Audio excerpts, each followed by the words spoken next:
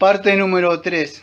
Entonces, ahora sí, los invito, como tengo acostumbrado a decirle, a abrir sus Biblias en Juan 7, versículo 25 vamos a hacer hasta cuando termina. Creo que es el versículo número 52.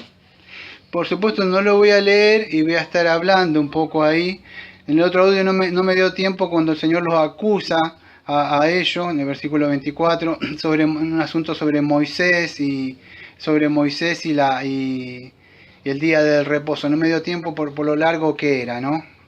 Pero voy a seguir adelante. Del versículo 25, ellos decían que algunos de Jerusalén le buscaban para matarle, pues él estaba hablando públicamente. Si vemos nosotros, o sea, yo voy a leer del versículo 25 para ir llegando. Decían algunos de los Jerusalén, ¿no es este quien buscan para matarle? Bueno, ¿qué empezó? Empezaron a ver quién era este Cristo. Ustedes saben, si le han leído el relato en otra semana, las opiniones se dividían en él. Y empezaron a hablar. Algo parecido pasaba en Hechos 4:16, también que sucedió cuando Pedro habla, empezaron a hablar públicamente, empezaron a buscarlo. Eso pasa, amado, cuando nosotros empezamos a hablar la palabra del Señor. Cuando no hablamos del Señor y estamos cómodos con otras personas, no pasa nada. El asunto es cuando abres tu boca y empiezas a decir. Cuando tú iluminas un lugar que está en la oscuridad, es como esos bichitos, las ratitas o las cucarachas. Usted prende la luz y ¡zum! Salen corriendo. Bueno, algo parecido pasa con esto. La gente dice, no es este que busca para matar. Empezaron, porque Cristo empezó a predicar, Cristo empezó a hablar. Ellos, su opinión estaba dividida. ¿Qué pasa? No conocían quién era. Para empezar, no conocían quién era Dios. Si no hubieran conocido ni las escrituras, hubieran escudriñado, si no sabían que hubiera sido él. Fíjese que una vez más dice, alzó su voz. Ahora, la connotación, se cree más en el griego, tiene una connotación así como, de modo que vosotros me conocéis de donde yo vengo. Sería algo así, tratando de ver, hacer la exegesis de ahí. Cuando uno dice, ¿ustedes de verdad me conocen? Bueno, el Señor tenía esa forma a veces de expresarse así, porque ellos estaban buscando atacarlo. De una forma así podríamos decir, de modo de una expresión, de una frase retórica, de decir así como irónicamente decir lo contrario. De modo que ustedes me conocen, así es la forma como el Señor se expresa. Porque ellos decían, él no es de acá, no es de allá, se acuerda que era el hijo de José, el hijo de María. Querían decir, este no es el Mesías. ¿De dónde venía? Ustedes se han leído todo eso, más que cuestionan muchas cosas de dónde venía él. Ellos seguían sin entender como la samaritana, seguían sin entender como Nicodemos que vimos la otra vez, seguían sin entender que era el pan del cielo que había descendido, el Hijo de Dios mismo que venía a tabernaculizar acá. Bueno, estamos en esta. Si no me da tiempo, voy a hablar un poco esto de la fiesta de la cabaña, la fiesta del tabernáculo, donde el Señor Jesucristo subió ahí. Eso venía de Levítico 23, 34 al 43, en Éxodo 25. Bueno, muchos textos. ¿Qué era esto? Al punto voy a ir. Esta fiesta de la cabaña duraba más o menos como 7 días. Ellos recordaban lo que Dios había hecho, que lo había sacado de Egipto. Ellos vivían en cabañas, formaban unas cabañas así para estar ahí como un recordatorio. Todas estas fiestas estaban unidas. La fiesta de Pascua, la fiesta de la cabaña, de las primicias, todo esto estaba unido. Ahora lo que no entendían, esto es muy importante, no se lo olviden. La fiesta de Pascua apuntaba a que Cristo es el Cordero que quita el pecado del mundo. Las primicias es que Cristo, ¿acaso no sabéis que Cristo fue la primicia que resucitó de los muertos? Todo apuntaba a Cristo, la Biblia apunta a Cristo. La fiesta esta de las cabañas, que recordaba que Dios había morado con ellos, que habían estado esto. Bueno, ¿qué es esta fiesta de la cabaña? Que el Señor, Juan 1:14, ¿qué dice? Que el Verbo se hizo carne y habitó. La palabra es tabernaculizó con nosotros. Emmanuel, fiesta de la cabaña. Ellos recordaban, Cristo se paró y dijo, ¿qué están haciendo? Esto apunta a mí. Todas estas fiestas son un tipo del antitipo que estoy yo acá. Están celebrando cosas cuando ya estoy acá yo. Ellos no podían ver, el hombre natural no puede ver las cosas espirituales, amado. Si tan solo pudiera ver lo que es un segundo en el lago de fuego, ese hombre clamaría. Pero muchos no lo veían, lo tenían al Señor mismo. Era una fiesta de gozo que tenían que tener ahí. Incluso el sacerdote iba, después se le añadieron cosas. Que el sacerdote iba, traía agua del Siloé, lo llevaba, eso no estaba ahí. Se fue añadiendo con el tiempo todas esas cosas. Pero todo esto apuntaba a Cristo, eso es importante, lo quería poner en esta parte de la grabación. Ellos debían entender eso, que cada cosa iba apuntando a Él. Y la gente se molestaba, porque fíjese que él hablaba y siempre estaba diciendo que él era el Hijo de Dios, y eso molestaba a ellos. Lo querían agarrar, pero no podían, si vamos avanzando en el texto. ¿Por qué? Porque lograban prenderle, pero no podían. ¿Por qué? Porque no era el tiempo, no había llegado la hora. Acuérdense, como vimos la otra vez, la agenda del Señor estaba con la de su Padre. No había llegado la hora. Ustedes si van en Mateo 26:50, fíjense que ahí sí, y si Jesús le dijo, amigo, ¿a qué viene? ¿A quién le dijo amigo? En el versículo 49 del versículo 26 de Mateo nos dice quién es, que era Judas, que le dijo, salve maestro, y le dio un beso, el falso. Ahí había llegado la hora del Señor, pero ahora no era la hora, el Señor sabía. Jesús le dijo, amigo, ¿a qué vienes? Y entonces se acercaron y le echaron mano a él. Ahí vemos la providencia de Dios atrás, pero ahora no era, dice, pero ninguno le echó mano. ¿Por qué? Porque no había llegado la hora. Fíjese, hay un tiempo para todo. Incluso para con el Señor iba a la cruz, por eso no subía, él sabía, se movía de acuerdo a los... Y ahí empezaron a murmurar los sacerdotes, los principales, bueno, toda esa gente, los sacerdotes principales que ustedes en el versículo 32 en adelante ahí, podrían decir como que representaban lo que era el Sanedrín. Era, para que puedan entender, lo voy a decir sin ánimo de ofenda, en serio, sin ánimo de ofender a nadie, era como una junta pastoral de ahora. Esas ecuménicas, que se juntan todos así, y vamos a ver qué hacemos esto, nos juntamos con el Estado, hay que abrir un comedor, sí, hay que hacer, bueno, todas esas cosas. Hombres así que quieren, pero no, que el Señor estaba lejos de eso. Esto del Sanedrín representaba, podríamos decir de alguna forma, la Corte Suprema o Judicial de Israel, como los jueces en el Antiguo Testamento, algo así sería, para que decidían todas las cosas religiosas. Eran así, estaban formados por los sumos sacerdotes, muchos saduceos, era una mezcla, ancianos, escribas, fariseos, eran lo que ellos dirigían todo, y el pueblo le temía, por supuesto, a esto. Como muchos le temen a estos, no estoy hablando de tener un respeto al pastor, estamos hablando de estos pseudos líderes religiosos que siempre ellos tienen revelación y de una forma controlan al pobre pueblo de Dios, ¿no? Bueno, la gente temía opinar de eso. ¿Por qué? Porque ellos estaban viendo a ver qué pasaba, qué no pasaba, eran enemigos, incluso los fariseos, los saduceos que querían cosas diferentes, se habían juntado. ¿Para qué? Para que estuvieran en contra del Señor Jesucristo.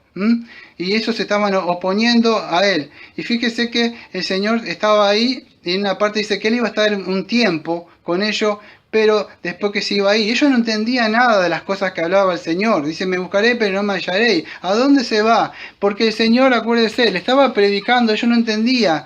Esto vamos a acordar lo que dice Amos 8, versículos 11 y 12, que dice aquí vienen días, que dice el Señor, en los cuales enviaré hambre a la tierra, y no hambre de pan y sed de agua, sino de oír la palabra de Dios. Irán errantes de mar en mar, dice, del norte hasta el oriente, discurrirán buscando palabra del Señor, pero no la hallarán. El Señor está diciendo acá, pero no me hallaréis, dice el Señor. Hoy es el tiempo de gracia. La puerta está abierta. Todo aquel que tenga sed, como va a decir el Señor, puede ir y beber, tomar por la fe. Va a haber un tiempo donde van a buscar la palabra. Estamos en un tiempo, es más, llegado. Pablo dice en 2 Timoteo 4, 3 a 4, porque vendrá tiempo cuando sufrirán la sana doctrina, sino que teniendo comezón de oír, se amontarán maestros conforme a su propia concupiscencia y se apartarán de la verdad, y el oído se volverán a las fábulas. Me buscarán y no me hallaréis, dice el Señor. Hoy es el tiempo. Isaías 55, 6 dice, busca al Señor mientras pueda ser hallado. Llamarle en tanto está cerca. Ellos no quisieron, lo tenían ahí. Y no quisieron acudir. Eran gente religiosa, con conocimiento, pero orgullosas. No querían venir a Cristo.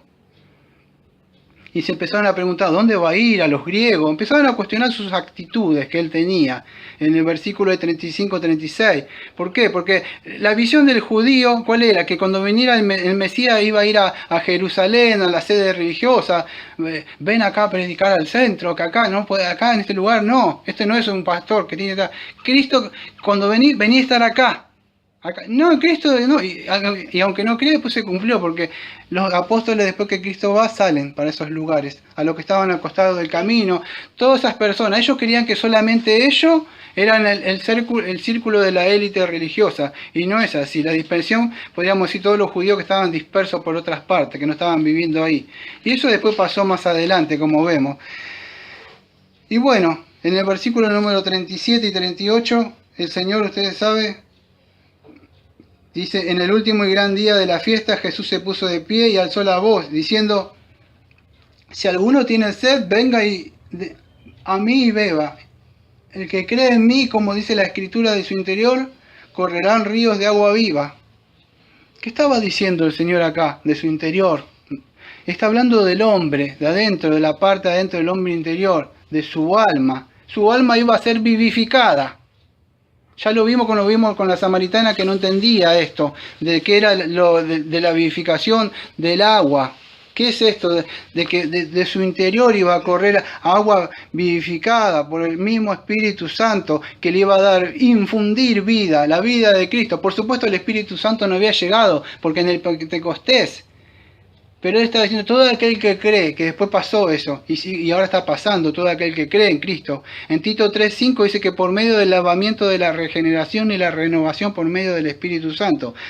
Tito versículo 3:5. Entonces, ¿por medio de qué? Del lavamiento, el lavamiento espiritual. Nos lava, nos limpia, la sangre de Cristo nos purifica, el Espíritu Santo nos regenera, nos renueva, nos trae. Nos hace volver en sí, eso es una regeneración, creo que la palabra parangelia era. Nacer de nuevo, quizás ustedes lo conocen, es necesario nacer de nuevo. ¿Cómo puedo hacer? ¿Quieres entrar al reino de Dios? Debes nacer de nuevo. ¿Cómo puedo hacerlo? Tienes que tener sed de Cristo, cansado de la sequedad de este mundo, como dice el salmista. Estás cansado, mi alma tiene sed. Todas las cosas que he hecho, Señor, he juntado de mi vida en un cántaro roto. Mis deseos nunca se llenan, quiero y quiero y quiero. Pero Cristo dice, todo aquel que beba de mí serán saciadas, pero no las cosas materiales, aunque pueden venir por añadiduría. Está hablando de la vida espiritual, de esa vida espiritual. Y solamente es por medio de ¿qué? ¿Qué es beber? Beber, bueno, amado, significa creer en Cristo. Tomar de él. Apocalipsis 22, versículo 1 dice, después, el mismo Juan, que estamos viendo acá en Apocalipsis, dice, después me mostró un río limpio de agua viva, resplandeciendo como el cristal, que salía del trono y del Cordero, del trono de gracia, del Cordero fluye esa agua, río de agua viva, la sangre de Cristo que te limpia de todo pecado y toda maldad. Ezequiel 47, ¿se acuerda la visión del templo? ¿Quién es el templo? Cuando Cristo dijo, hablaba del templo.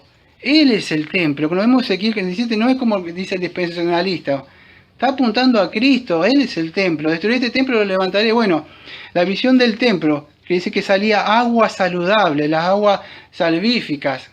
No sé si se acuerda, el versículo 47:9. Todo el que entre en este río vivirá. ¿Qué es esto? Yo he escuchado prédicas humanista, decir que te podés meter y cada vez que te vas metiendo y te vas... Eso es prédica humanista. Que podés tomar, Señor, no es así, está hablando de Cristo.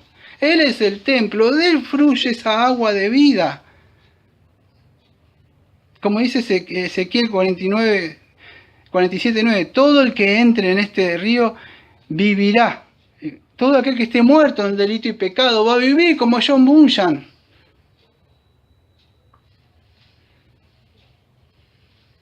Es así. Cristo es el único que te puede dar vida eterna. Ahí yo, por supuesto, el sumo sacerdote iba, sacaban agua del estanque y hacían todas cosas que, que apuntaban a Cristo.